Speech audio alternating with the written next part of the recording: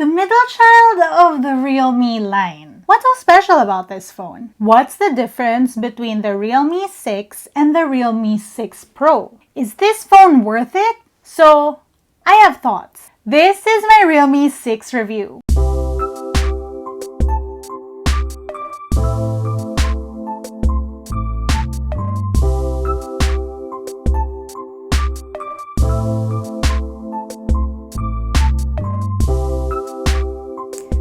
Asked for this, and again, this has been such a sought after video. We're checking out the Realme 6 and we're unveiling the price. Good afternoon, you beautiful people. If you're thinking about getting the Realme 6, or if you're confused as to if you should get the Realme 6i or the Realme 6 Pro versus this phone, keep watching. Right, welcome to LAZADA's Tech, where we do tech in your real life in style. Before we move on, just a quick heads up that I am giving away a Realme 6i, so I'll put the link down below. You should check that out. So let's start this review with a quick comparison between the Realme 6 and the Realme 6 Pro, just because so many of you have asked. The most notable differences between the two are, firstly, the back design. The Realme 6 has what they call the Comet design, and the Realme 6 Pro is inspired by lightning. I mean, looking at them side by side, I see why.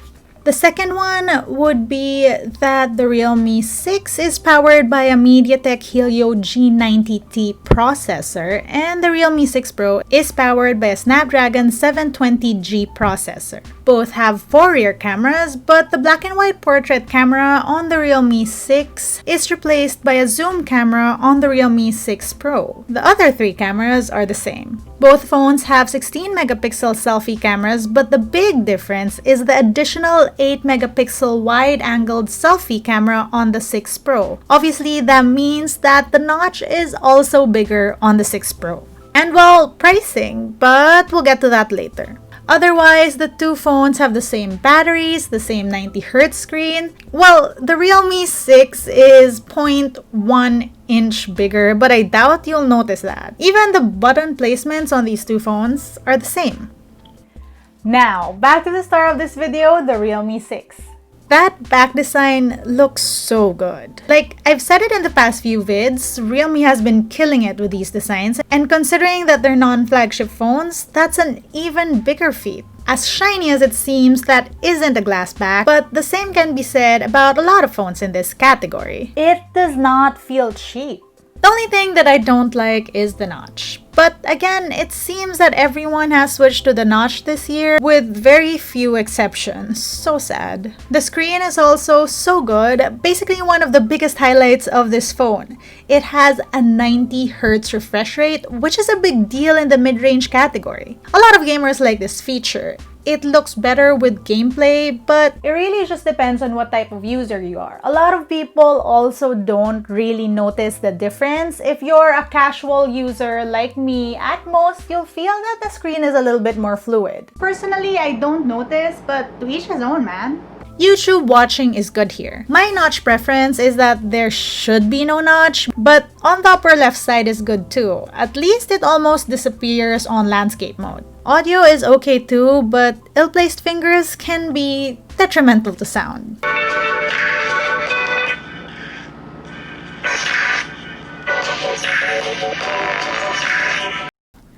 The Realme 6i runs on Realme UI on Android 10, and I've had no problems. There are features like dark mode, that quick menu, the app drawer, and Realme Share that's part of the File Share Alliance, which means it'll work with Oppo's, Vivo's, Xiaomi's, OnePlus's, and Black Shark devices. Everything runs smooth, and I've had no issues with performance whatsoever. Oh, and there's a game center, which is an awesome touch, especially for gamers. This is becoming more and more standard now on phones. I played PUBG on this, I did Asphalt 9 on this, and there were no issues. Again, I'm not a hardcore gamer, but I at least know that casual gaming is good on this phone. Also, I tried Rilakkuma Farm here, which was today's cute game for the Realme 6i review, and wow! It ran smoother and faster than on the 6i, so this phone definitely makes a difference. And finally, for TCG on this Realme 6 review. By the way, TCG or Today's Cute Game is a segment where I talk about really cute games that I'm so into. That's for non-hardcore gamers like yours truly. Check out this game called Sky Children of the Light. Honestly, everything just looks so good on this game. It's like this dreamy fantasy world where your character can even fly and guide, and there are like stars and candles. Okay, to be fair, I've only just started this game and I honestly have no idea what the point is, except I should be finding these spirit people. But again, the whole experience is just amazing. And it's not just the visuals, it's the sound too. They say that sound is half of the experience for this game, which is awesome because on the Realme 6, there's also a headphone jack. This thing has 4,300 milliamp power and it lasted me one whole day. As in 24 hours. But again, this battery time was when the screen was on auto refresh rate. Of course, if you set it to 90 Hz, that means it uses up more battery. Also, when I tested the phone's battery, I was just at home, so it was connected to Wi-Fi. So imagine that it'll use up more battery when you're out using data. That 30-watt charging means it's 0 to 100 in 1 hour. At 15 minutes, it was 0 to 32%. 30 minutes got it to 59%, and at 1 hour, it was at 99%. So, even if this phone is being marketed as the gaming phone in the Realme 6 line, it still has good cameras on it. Those 4 shooters really impressed. But then again, I'm not really surprised because it really is just that zoom camera that the Realme 6 is missing from the Realme 6 Pro setup. If you aren't into zoom photography, you shouldn't really be noticing the difference. The Realme 6 instead has a portrait shooter in place of that zoom camera. I was pleasantly surprised by the wide-angle camera on this because, well, these were the very first photos I shot with this phone, and look how cute all of the dogs are together! The main camera generally performs well, and it uses pixel binning for better quality photos. The zoom is okay. It's not the best, and you see the quality drop in 5 times zoom, but still, it does a good job for a mid-range phone. Like I said earlier, the 4th camera on this phone is a dedicated black and white portrait shooter. It's not perfect, no portrait mode is, but it looks good. There's also a dedicated 64 megapixel shooter mode on this, and that basically means bigger photos, which in turn means more detail when you zoom in. There's a night mode on this, but it's nothing special. As you can see from the sample, sometimes it sort of works, sometimes it really doesn't.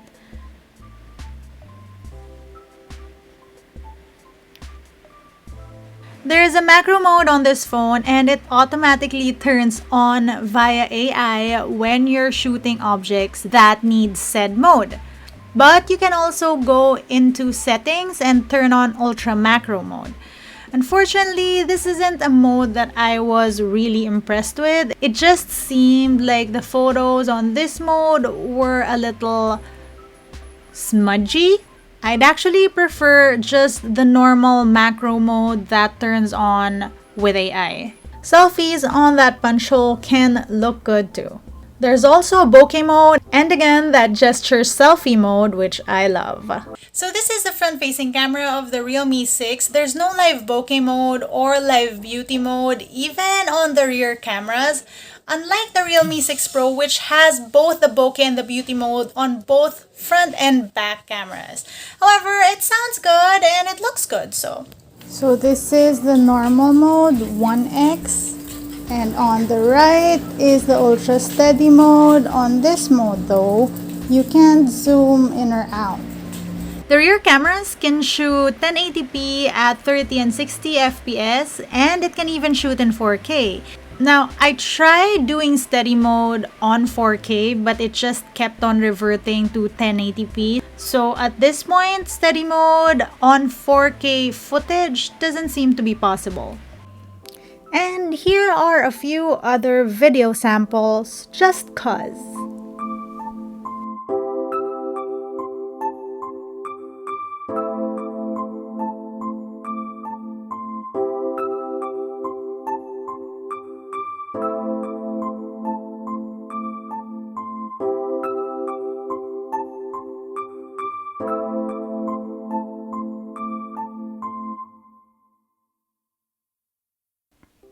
The Realme 6 is one well-rounded phone, easily more than you can expect from its price point. The unit that I reviewed is the upper tier 8GB 128GB version. Right, so compared to the 6i, I'd say that I definitely felt the difference. It's like, you know that the 6i is a cheaper phone because of performance. The line between the 6 and 6 Pro, however, is less defined, especially since I tested out the 8GB 128GB version of the Realme 6, which is the configuration that the 6 Pro also has. But to break it down, I'd say get the Realme 6 over the Realme 6 Pro if you want a cheaper phone that feels and performs almost like the Realme 6 Pro. 2, when you're not really into photography and you don't really mind missing out on a zoom camera and a wide-angle selfie. Not to say that the cameras on the Realme 6 aren't as good, but basically you miss out on these functionalities if you opt for the Realme 6 versus the Realme 6 Pro. By the way, I have a vlog test coming up on the Realme 6 Pro just so you can see how it performs. I'll link it down below.